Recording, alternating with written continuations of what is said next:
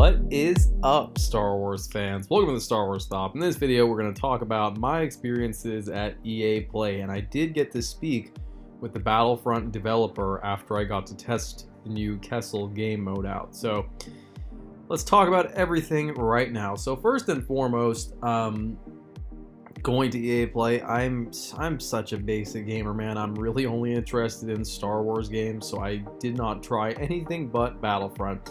And I got to play Extraction twice, and I think it is a really fun game mode, actually. I was a big fan of it in Battlefront 1, but again, in Battlefront 1, there were heroes running around, so that was like a kind of a big deal, kind of a huge difference, actually.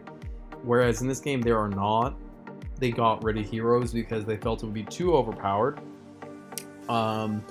And when you play it, you will realize that they're absolutely right. Heroes would make that game mode ridiculous because of how the tight, close quarters of those maps, and it just wouldn't work.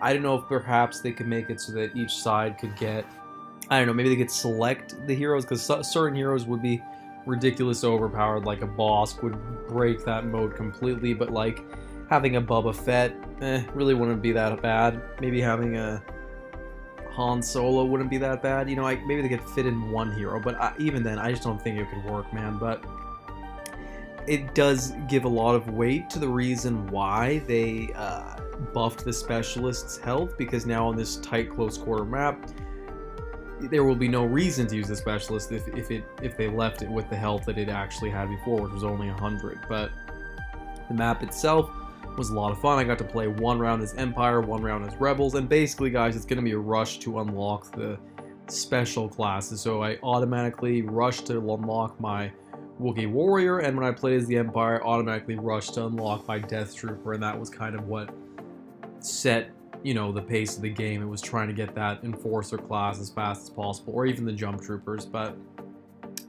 yeah, so overall, the map was gorgeous, as usual. It's to be expected at this point, and I had a lot of fun playing the game mode. And I'm excited to see what other planets it comes to. I do feel that it could kind of get boring, at least for me, without heroes, but I definitely understand why they didn't put heroes.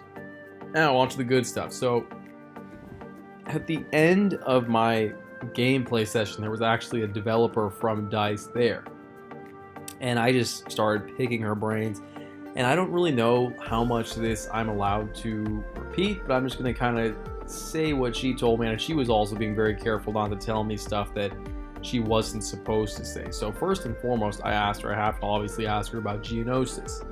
And she said that basically, you know, Geonosis, as we know, it's going to be one of the largest, it is going to be the largest map in Battlefront history, but she said it is gorgeous. I mean, I could just tell by the look on her face that she was even floored by what an amazing job they were doing on that map. She just said it is amazing what they have so far, and that was just awesome to hear, and, you know, kind of see her reaction to the work they've done on it, because that is going to be basically probably the most anticipated, this is probably one of the most anticipated things to ever come to this new era of Battlefronts, other than, you know, Battlefront coming back. So that's going to be awesome. And what else did I don't know what else I can say about what she said. She said, I was asking her a couple questions about basically, like, is it very hard to make star cards and implement new star cards? Because a lot of people were saying, like, you know, without star cards in the game, you know, new star cards, they just don't feel like they have stuff to unlock, and then they just lose interest in the game, even if there's maps and stuff like that, new maps, new game modes.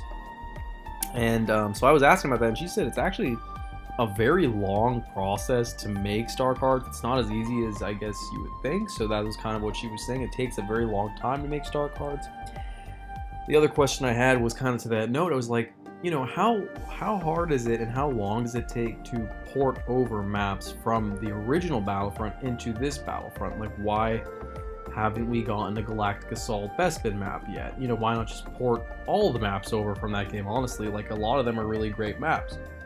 It could definitely work. They've done it with a few, like Bespin, but why hasn't it happened more? And she didn't say this is the reason why it hasn't happened more, but I just was wondering, is it a hard thing to do? And she said, yes, it is actually very hard to take a map. It's not like a copy and paste job, apparently. From her, this is what she told me. it takes a lot of work to actually bring an old map into the new game, and she said all games are kind of working on getting better at that, making it so that they can reuse some of their older content, making it less of a time-consuming process. But as it stands, she said it does take a long time to take a map from the original Battlefront and put it on the new Battlefront. But that is kind of the gist of what we talked about. We talked a lot about voice actors for heroes, a lot of things I can't bring up because I was very curious about who the voice actors will be for these upcoming heroes. And I don't think she gave away much, but I'm just not going to talk about it because I don't want to say anything I'm not supposed to say. But that is it for this video, guys. I had a lot of fun at EA Play, and I do like the new game mode, and things are definitely looking up with Geonosis on the horizon. Be sure to rate, like, comment, subscribe. Stay tuned for tons and tons of Star Wars content. Have an awesome day.